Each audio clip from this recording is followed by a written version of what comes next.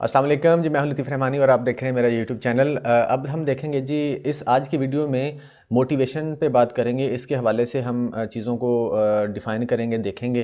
ठीक है, तो देखते हैं जी, स्टार्ट करते हैं मोटिवेशन क्या होता है।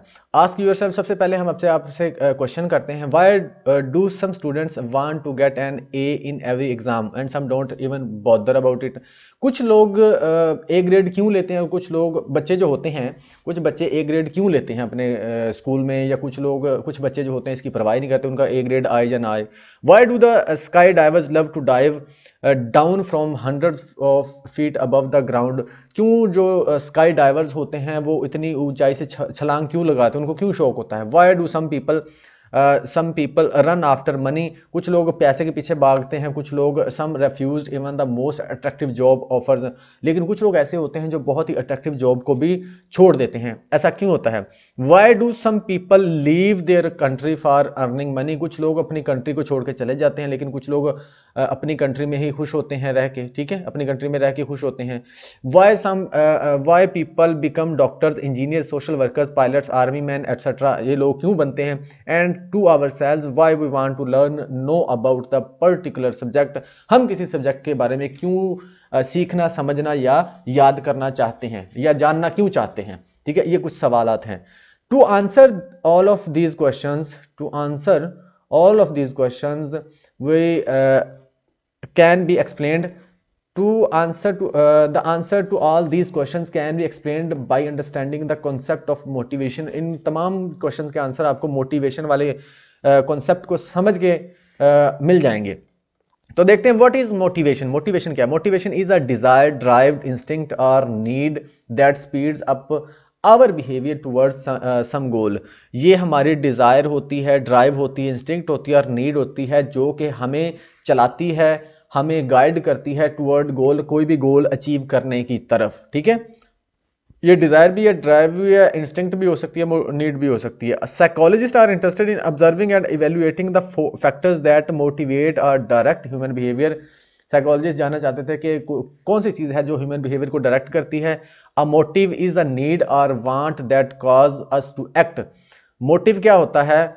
एक नीड या वांट होती है, हमारी जरूरत या चाहत होती है, जो कोई भी काम हमसे करवाती है या कोई भी काम करने की वजह बनती है। मोटिवेशन क्या होती है। इन्वॉल्व्स गोल डायरेक्टेड बिहेवियर।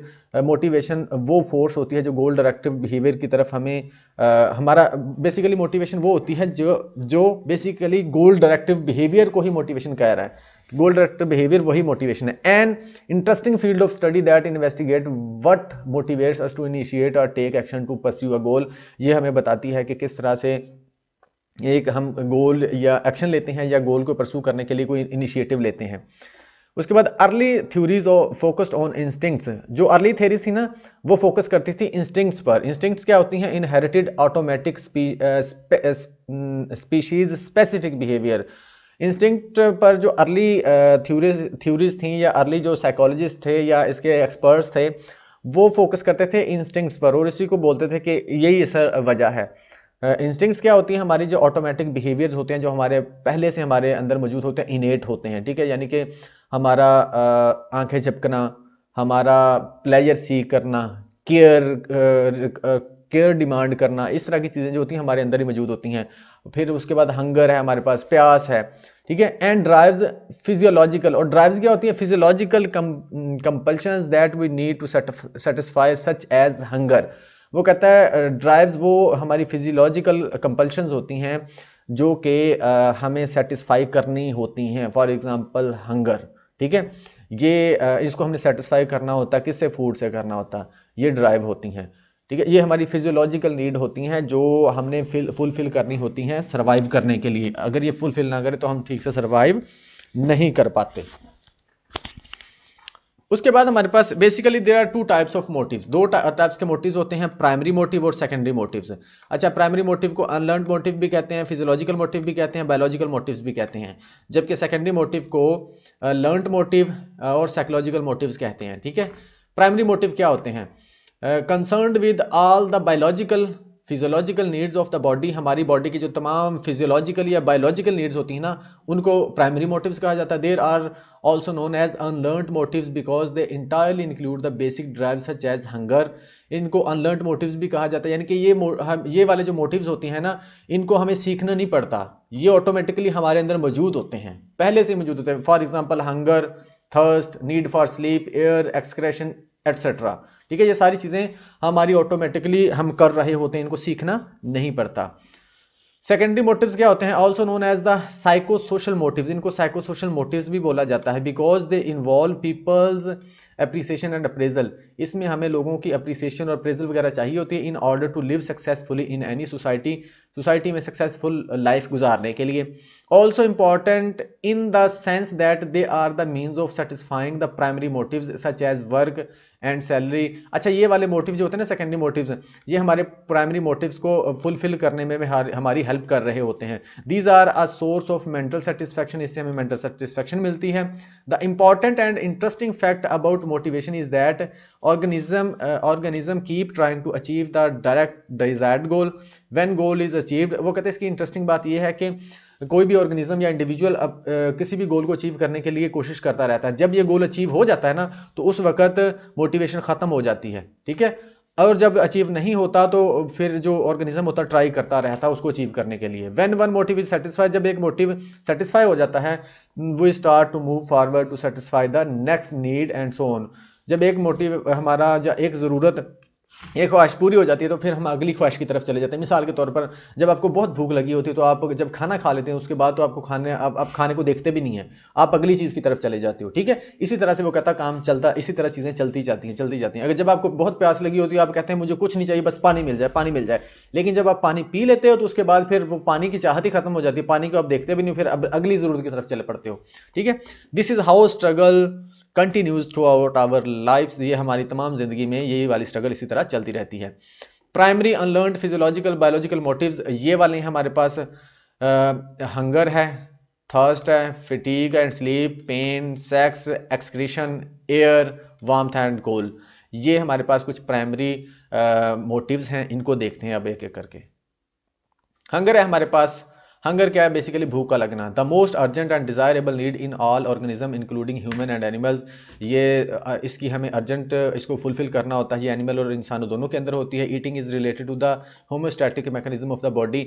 खाना बेसिकली होम्योस्टैटिक मैकेनिज्म है बॉडी का। ठीक है, उसी से रिलेटेड है। होम्योस्टैटिक मैकेनिज्म क्या होता है? हमारी बॉडी के तमाम फंक्शन को बैलेंस रखने वाला जो सिस्टम होता है उसको होम्योस्टैटिक सिस्टम बोलते हैं या होम्योस्टैटिक मैकेनिज्म बोलते हैं। Psychologist have done research on animal to observe the level of motivation which showed that internal system not only regulate the quantity of food intake but also the kind of food that has been taken। Research से ये बात साबित हुई है और ये उन्होंने देखा है कि जो क्वांटिटी ऑफ फूड होती है ना, जो हम ले रहे होते हैं या कोई ऑर्गेनिज्म खाता है, वो कहते हैं जो फूड इनटेक का खाना खाने का जो इशू है ना, या खाना खाने का जो फैक्टर है, वो क्वांटिटी पर डिपेंड नहीं करता। वो not only regulate the quantity of food, ये क्वांटिटी ऑफ फूड से पे डिपेंड नहीं करता, ये डिपेंड करता है कि खाना किस किस्म का है। ठीक है, वो कहते हैं ऑब्जर्व लेवल ऑफ मोटिवेशन। खाने की जो मोटिवेशन होती है वो कहते हैं कि खाने की क्वांटिटी पर डिपेंड नहीं करता, बल्कि वो खाने की टाइप पर भी डिपेंड करता है, किस किस्म का खाना हम खा रहे हैं। ठीक है, अगर पसंद का होगा तो हम बहुत खा जाएंगे, अगर पसंद का नहीं होगा तो हम नहीं खाएंगे, या फिर पसंद का अगर हमारा खाना होगा तो हम कहेंगे यार इसको खाएं जल्दी खाएं। ठीक है, मोटिवेशन होती है। लेकिन अगर पसंद का नहीं होगा तो हमें जरा भी मोटिवेशन नहीं होगी उसको खाने की। ठीक है, इसको इस तरह समझ लेना। The system that involved in when to eat and how much to eat is a complicated phenomena। कब खाना है, कितना खाना है, ये कहते हैं complicated चीज है। It is a proven fact that hunger is not only related with the empty stomach। कहता है ये खाने का ताल्लुक एम्प्टी स्टमक से बिल्कुल नहीं है। कुछ लोगों के स्टमक को निकाला गया और देखा गया कि उसके बावजूद वो भूख को एक्सपीरियंस कर रहे थे, उनको भूख लग रही थी। इसका मतलब है मैदा या स्टमक से कोई भी फर्क नहीं पड़ता। अच्छा, the animal that have taken larger amount of food when it contains low level of nutrients as compared to the high nutrients। जब एनिमल्स को ज्यादा न्यूट्रेंट वाला खाना दिया, लो न्यूट्रेंट वाला खाना दिया गया तो उन्होंने ज्यादा खाना खाया। बेसिकली न्यूट्रेंट क्या होता है? वो तमाम चीजें, वो तमाम केमिकल्स या विटामिन्स या प्रोटीन्स जिनकी हमें हमारी बॉडी को ज़रूरत होती है, वो कहते हैं जब वो न्यूट्रिएंट्स जो थे खाने में अगर कम थे तो जो एनिमल्स ने खाना ज्यादा खाया, जब न्यूट्रिएंट्स उस खाने के अंदर ज्यादा थे तो वो फिर खाना कम खाया गया। इट मीन्स के जो न्यूट्रिएंट्स हैं उसकी वैल्यू है, हमारे लिए क्वांटिटी की वैल्यू नहीं है। ठीक है, बाज़ दफ़ा आपने देखा होगा कि कुछ बिस्किट अब भी ऐसे भी कुछ बिस्किट या कुछ कैप्सूल ऐसे भी ईजाद किए गए हैं, अगर वो एक कैप्सूल खा लो तो आपको ऐसा लगता है कि आपने एक पेट भर के खाना खाया है। तो वो कहता है कि इंपॉर्टेंट हमारे लिए न्यूट्रिएंट्स हैं, नॉट क्वांटिटी। ठीक है, तो क्वांटिटी मैटर नहीं करती बल्कि वो न्यूट्रिएंट्स, अगर न्यूट्रिएंट्स कम हो गए तो हम खाना ज़्यादा खाते चले जाएंगे। बेसिकली आज जो आप बाज़ार से वो लेके आते हो, फ्लोर आटा लेके आते हो, आपने देखा होगा क्योंकि वो प्रोसेस हुआ होता है, तो उसमें से आप जब उसको खाने लगते हो तो आप बहुत सी रोटियां खा जाते हो। बहुत सी जब आपको चपातियां मिलती हैं, रोटियां मिलती हैं, तो आप पहले अगर आप नॉर्मली जो घर का आटा है आपका, जो प्योर गंदम है, उसमें से आप आटा निकालते हैं तो आप एक मुश्किल से खा पाते हो, लेकिन बाजार वाले की आप 3-3 4-4 खा जाते हो। तो यही वाली बात होती है, उसमें न्यूट्रिएंट्स कम होते हैं। केमिकल सेक्रेशन इन ब्लड, जो केमिकल सेक्रेशन इन ब्लड है ना, भूख में जो है केमिकल्स भी अपना रोल प्ले कर रहे होते हैं। For example endocrine gland also play a crucial role in hunger drive. Studies show that the when glucose, जब ग्लूकोज दी जाती है तो उस वक्त एक मतलब कि रिसर्च ने साबित किया है कि जब चूहों को ग्लूकोज दी गई तो उस वक्त उन्होंने कम हंगर को फील किया, यानी कि उनको भूख कम लगी। लेकिन जब उनको इंसुलिन दी गई तो फिर उनको भूख ज्यादा लगी। ठीक है, उनको भूख ज्यादा लगी। ये मतलब कि ये साबित करता है कि केमिकल या हार्मोन भी अपना रोल प्ले कर रहे होते हैं खाने में या भूख में। उसके बाद what role does brain play in hunger drive, hunger drive में ब्रेन क्या रोल प्ले करता है? हाइपोथैलेमस जो कि डील करता है इसको हंगर को, concern with hunger and operates only it regulating it's activity, यही इसको डील करता है। In case of injury hypothalamus को अगर इंजरी हो जाएगी तो ये जो ईटिंग बिहेवियर्स को चेंज करेगा, हमारी हंगर को चेंज करेगा। Study show that when rats lateral hypothalamus, जब लेटरल हाइपोथैलेमस को रिमूव किया गया ना तो उनको भूख तो बहुत लगी, वो भूख से मर गए। जब चूहों के लेटरल हाइपोथैलेमस को रिमूव किया गया तो वो भूख उनको बहुत लगी, वो भूख से मर गए। लेकिन अब उनको भूख बहुत ज्यादा लगी थी, खाना उनको दिया वो खाना नहीं खा रहे थे। भूख उनको बहुत ज्यादा लगी थी, खाना उनको दिया गया, खाना नहीं खा रहे थे। क्यों? क्योंकि वो जो ब्रेन है वो उनको कमांड ही नहीं दे पा रहा था कि खाना खा लो। भूख उनको बहुत लगी हुई थी लेकिन ब्रेन उनको कमांड ही नहीं दे रहा था, क्योंकि उनका जो लेटरल हाइपोथैलेमस था वो निकाल लिया गया था, इसलिए वो भूख से मर गए, खाना नहीं उन्होंने खाया। ठीक है, उनको पेश भी किया गया, उन्होंने नहीं खाया। When the rats ventromedial hypothalamus removed, जब वेंट्रोमीडियल हाइपोथैलेमस रिमूव किया गया तो रिजल्ट बिल्कुल उलट आए ऊपर वाले से। क्या उलट आया कि उन्होंने बहुत खाना खाया, इतना खाना खाया कि उनका जो वेट था 400% बढ़ गया पहले से। It is known fact that hypothalamus regulate the hunger drive, yet it is not clear as to how it operates। ये पता है कि हाइपोथैलेमस को कंट्रोल करता है लेकिन ये नहीं पता कि ये कैसे ऑपरेट होता है। उसके बाद external factors in eating behaviour, हमारी सोसाइटी के जो रूल्स होते हैं, कन्वेंशन होती हैं, ये भी अपना रोल प्ले कर रही होती है ईटिंग बिहेवियर के अंदर। Learn eating patterns from past experiences, हमारे पास्ट एक्सपीरियंसेस, कैसे खाना है, कब खाना है, कितना खाना है, ये भी रोल प्ले कर रहा होता है। ईटिंग डिसऑर्डर है हमारे पास, ओबेसिटी है, एनोरेक्सिया नर्वोसा है, बुलिमिया है। ठीक है, उसके बाद वेट सेट पॉइंट, ये वो पॉइंट होता है जहां पर बॉडी अपना जो वेट मेंटेन रखने की कोशिश कर रही होती है। मेटाबॉलिज्म क्या होता है? Rate at which food converts into energy and then it expended by the body. जो मेटाबॉलिज्म वो सिस्टम होता है जो हमारे फूड को एनर्जी में चेंज करता है, फूड से एनर्जी बनाता है और वो एनर्जी फिर हमारी बॉडी यूज करती है। मैनेजिंग एंड रिड्यूसिंग वेट, अब वेट को रिड्यूस करने के लिए और मैनेज करने की कुछ टिप्स आपको बता रहा है वो। Reducing weight is a tough task, ये टफ टास्क है इसलिए वो कहता है वेट को बढ़ने ना दें आप। ठीक है, उसके बाद eat wisely and do not be tempted, wisely खाएं और भूख वो कहते हैं कि उसको क्या मैं बोल लूँ, भूख के लिए बेताब ना रहें, खाने के लिए बेताब ना रहें। स्लो ईटिंग हेल्प्स, वो कहता है अगर आप आहिस्ता खाएंगे तो ये आपके लिए हेल्पफुल होगा, क्योंकि ये जो हमारे मैदे के सिग्नल होते हैं ना फुल होने के, वो थोड़ा सा लेट पहुंचते हैं। अगर हम स्लो खाएंगे ना तो जब तक हमने ज़्यादा खाना है उस वक्त तक हमें सिग्नल आ जाते हैं कि भाई बस कर।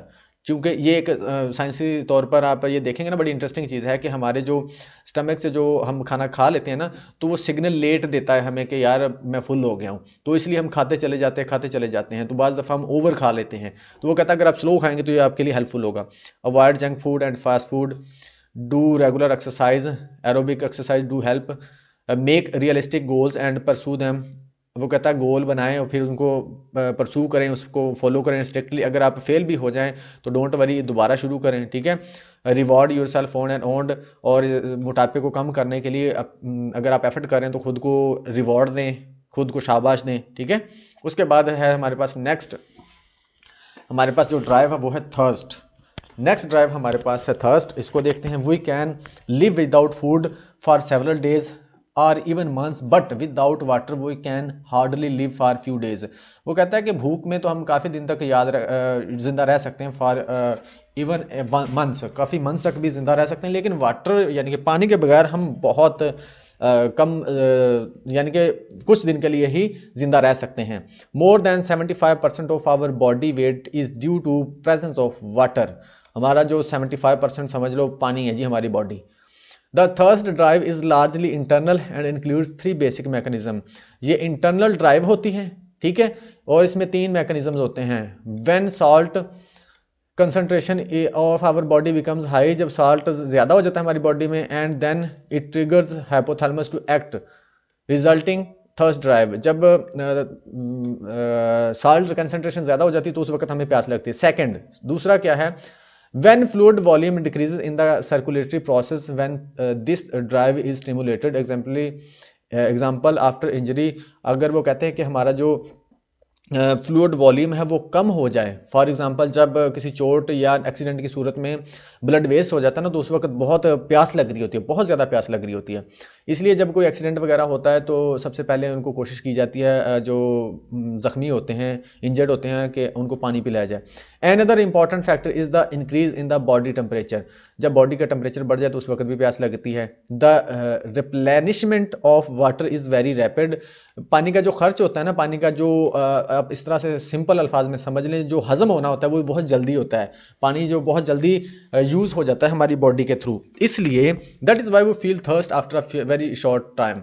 इसलिए हमें जल्दी प्यास लग जाती है, यानी कि दोबारा भी हम जल्दी पानी पीना शुरू कर देते हैं, यानी कि हमें उसकी ज़रूरत महसूस होती है, ख़ास तौर पर गर्मियों में। फटीग एंड स्लीप, जो अगली हमारे पास ड्राइव है वो है fatigue and sleep. Rest and proper sleep is very important for the effective functioning of species. Sleep और रेस्ट हमें ज़रूर चाहिए होती है, ठीक है, प्रॉपर तरीके से अपनी फंक्शनिंग के लिए। अगर आप फ्रेश रहना चाहते हैं या ठीक रहना चाहते हैं, after the hard work of the day person becomes fatigued, वो थक जाता है, and need adequate amount of rest, उसको रेस्ट चाहिए होती है ताकि अगले दिन वो फ्रेश होके काम कर सके। अगर वो नहीं करेगा तो वो प्रॉपर तरीके से अगले दिन काम ही नहीं कर सकेगा।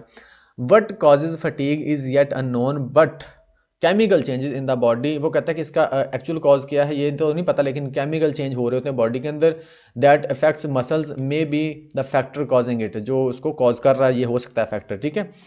One cause is the excess amount of lactic acid in the muscles.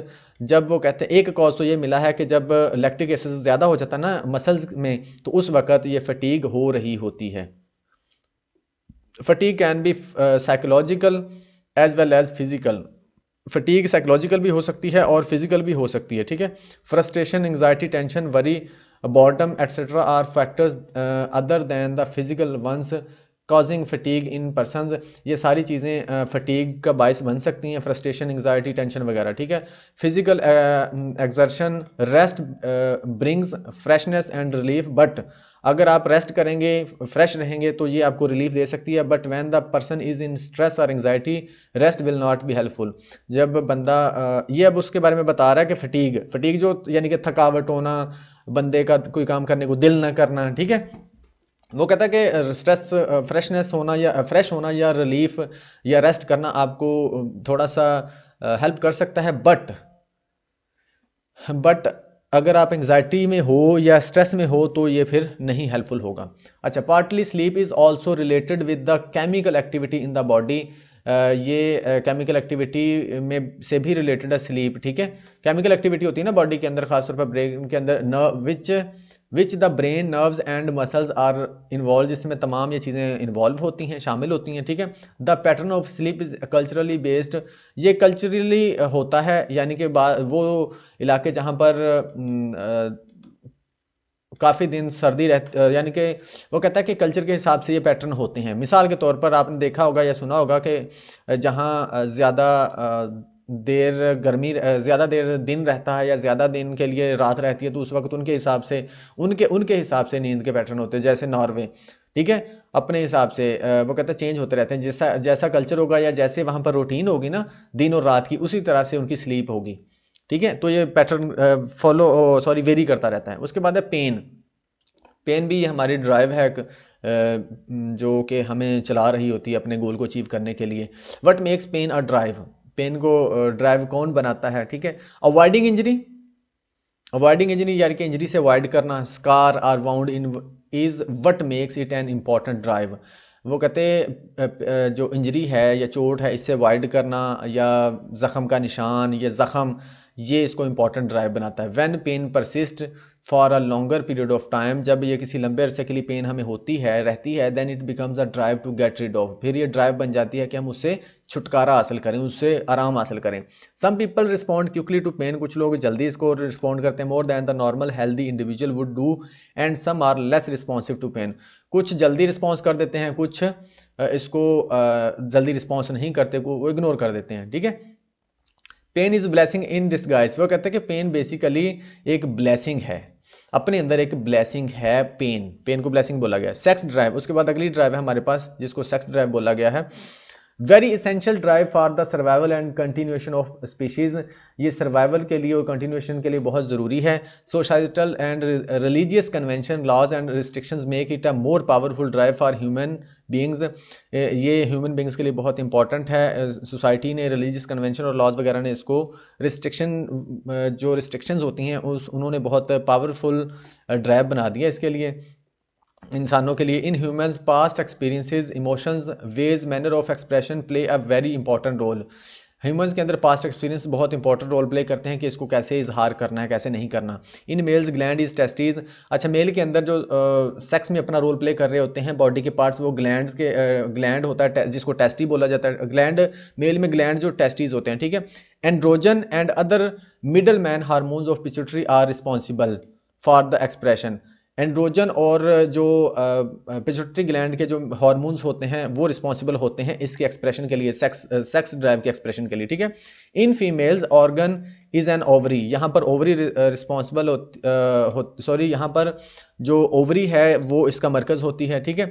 Oestrogen ये अराउजल के लिए रिस्पॉन्सिबल होता है, ये जो केमिकल होता है। उसके बाद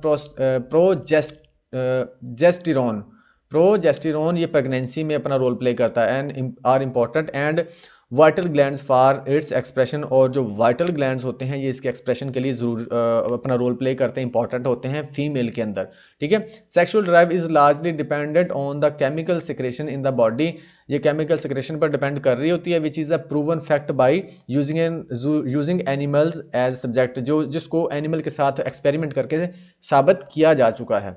उसके बाद है जी excretion, bowel and bladder tension. Excretion यानी कि जो हमारा यूरेन वगैरह होता है या हमारा फुजला वगैरह होता है उसकी बात कर रहा है। Bowel and bladder tension, the body has to get rid of the waste regularly, body को ज़रूरत होती है रेगुलरली वेस्ट से अपनी जान छुड़ाने के लिए। The satisfaction of this drive is very important to children as compare to the adult, के मुकाबले में ये बच्चों के लिए ज़्यादा इंपॉर्टेंट होता है। Toilet training in early childhood, जैसा कि सिगमंड फ्रॉइड ने बोला था कि जो टॉयलेट ट्रेनिंग है बच्चों के लिए बहुत इंपॉर्टेंट होती है, इसी पर डिपेंड कर रहा होता है कि वो बच्चा कैसा बनेगा। Harsh, severe and too early toilet training cause sense of insecurity in the child. अगर हार्श या स्वेयर या टू अर्ली ट्रेनिंग अगर की जाएगी, यानी कि बच्चे को सही तरीके से प्रॉपर तरीके से अगर जल्दी टॉयलेट ट्रेनिंग देने की कोशिश की जाएगी या उसको डांटा जाएगा, डपटा जाएगा या उससे ज़बरदस्ती की जाएगी तो बच्चा इनसिक्योर फील करता है, उसमें इनसिक्योरिटी डेवलप हो जाती है, ठीक है। With holding of bowel movement, उसको ज़्यादा देर तक होल्ड करके भी रखना, रोक के रखना, ठीक है, ये भी इशू क्रिएट करता है बच्चे के लिए, इनसिक्योरिटी या बच्चा कॉन्फिडेंस लूज कर जाता है। Important things to know about is that the bowel and bladder muscles are the last ones that come under the child control. वो कहते हैं ये चीज़ इंपॉर्टेंट है जानने के लिए कि यही वो चीज़ है, लास्ट चीज़ है जो बच्चों के कंट्रोल में होती है, जो बच्चों ने अपनी मर्जी से करनी होती है या अपने हिसाब से करनी होती है। So that toilet training should be given when the child is physically strong enough and prepared for it. वो कहता है कि इसलिए बच्चों को आपने टॉयलेट ट्रेनिंग देनी है तो उस वक्त है जब वो फिजिकली स्ट्रांग हो जाएं, यानी कि खुद को संभालने के काबिल हो जाएं और प्रिपेयर हो इस चीज़ के लिए कि वो आपकी बात समझ सकें और सुन सकें। ठीक है, तो इसलिए बोला गया है कि ये ड्राइव की बात हो रही है। तो उन्होंने थोड़ी सी तरबियत की बात भी कर दी है कि किस तरह से आप बच्चों की तरबियत कर सकते हैं अगर आप चाहते हैं कि बच्चे कॉन्फिडेंट हों। आगे बढ़ते हैं जी। एयर है हमारे पास। एयर से जब भी हम जिक्र करते हैं एयर का तो ऑक्सीजन का जिक्र आता है। देखते हैं oxygen most instant and essential requirement of human body. जो ऑक्सीजन होती है ये इंपॉर्टेंट रिक्वायरमेंट होती है बॉडी की हमारी। Oxygen deficiency hunger can be felt when there is excess of carbon dioxide. Hunger और ऑक्सीजन की कमी जो होती है उस वक्त फील होती है जब कार्बन डाइऑक्साइड ज्यादा हो जाती है। ठीक है, continual supply of oxygen to the brain is very important because ये ज़रूरी होता है ब्रेन को कंटिन्यूसली देना ऑक्सीजन। अगरचे वो इसको यूज़ तो नहीं करता, बहुत कम अमाउंट यूज़ करता है, but deprivation for only few seconds, अगर कुछ सेकंड के लिए भी ये रुक जाए तो क्या होता है, मे रिजल्ट इन एनॉक्सिया और न्यूरल डैमेज। तो वो फिर एनॉक्सिया जो कि ऑक्सीजन कम होने वाली चीज़ है, इसमें ऑक्सीजन कम हो जाती है तो जिससे आगे नुकसान होना शुरू हो जाता है या न्यूरल डैमेज होना शुरू हो जाता है अगर कुछ सेकंड के लिए भी ब्रेन को ऑक्सीजन ना मिले। Even during birth of the child sufficient amount, अगर बर्थ के वक्त बच्चे को जब बर्थ हो रही होती है, डिलीवरी हो रही होती है, उस वक्त भी अगर पूरी ऑक्सीजन ना मिले तो बच्चा मेंटल रिटार्डेशन या ब्रेन डैमेज की सूरत में रिजल्ट निकलता है। At high altitude oxygen deprivation, high altitude पर या बुलंदी पर ऑक्सीजन कम हो जाती है। ठीक है, तो डिफरेंट बिहेवियर सामने आते हैं। Person loses control over himself, अपने आप पे कंट्रोल शुरू कर देता है या हंसना शुरू कर देता है, बस्ट इनटू टीयर्स या फिर रोना शुरू कर देता है, बहुत तेजी से उसके आंसू निकलना शुरू हो जाते हैं। Memory becomes impaired, memory empire हो जाती है, मेमोरी का इशू होना शुरू हो जाता है। Sense organs do not work properly, sense organ सही से काम नहीं कर रहे होते। ठीक है, उसके बाद और इन सिवियर केसेस ब्रेन डैमेज में अकर आफ्टर प्रोलॉन्ग डेप्रीवेशन, और बहुत से सिवियर केसेस में ब्रेन डैमेज हो जाता है अगर ऑक्सीजन ना मिल रही हो। ठीक है, ज़्यादा देर के लिए अगर वो डेप्रीवेशन रहे। उसके बाद है ये वार्मथ एंड कोल्ड, यानी कि गर्माइश और सर्दी, ठंडक और गर्माइश का हमारी ज़रूरत, वो भी ड्राइव होती है, हमारी ज़रूरत होती है, नीड होती है। Everyone whether animal or human is affected by weather either it is cold or hot. वो कहता है जानवर और इंसान दोनों इफेक्ट हो रहे होते हैं मौसम से, वो कोल्ड हो या हॉट हो। Avoiding the extremes becomes the basic motive for all living beings. वो कहता है कि अगर हम ज़्यादा ना लें, ना सर्दी ना कमी, अगर ज़्यादा ना लें द बेसिक मोटिव, तो फिर ये बेसिक मोटिव है तमाम चीज़ों के लिए। ठीक है, बेसिक चीज़ है, उसकी नीड है, उनकी ज़रूरत है। Our skin has separate receptor cells for warmth and cold. हमारी जो स्किन है इनके दोनों के लिए, यानी कि वार्मथ और कोल्ड के लिए अलग-अलग रिसेप्टर होते हैं। Body temperature is regulated by complex mechanism as it is largely depend on two factors. जो बॉडी का टेम्परेचर है वो दो चीज़ों पर डिपेंड कर रहा होता है। The temperature in the external environment, temperature in the जो एक्सटर्नल इन्वायरमेंट में हमारा जो टेम्परेचर होता है एक उस पर डिपेंड कर रहा होता है। द इंटरनल बॉडी टेम्परेचर, हमारी बॉडी का जो इंटरनल टेम्परेचर है उस पर डिपेंड कर रहा होता है।